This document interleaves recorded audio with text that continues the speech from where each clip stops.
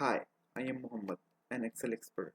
In this video, I'll walk you through our automated sales tracking template I created for a restaurant owner client.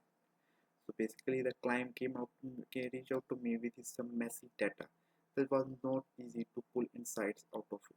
So first, I cleaned all of the data and arranged them in a well-mannered, clean, and structured, easy-to-read format. Then I utilized Excel pivot tables to create all these. I arranged all of these pivot tables in a way that looks very professional and clean. I also utilize Excel filter functions to map out all of these things.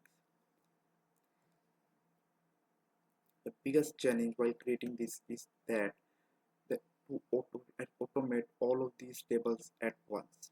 So client not needed me every month.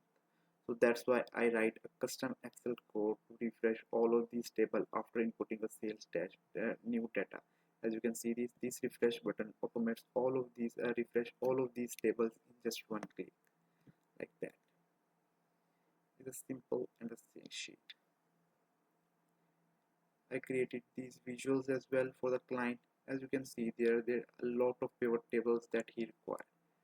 Now every month it doesn't need me to analyze his sales data because this automated template works well every time.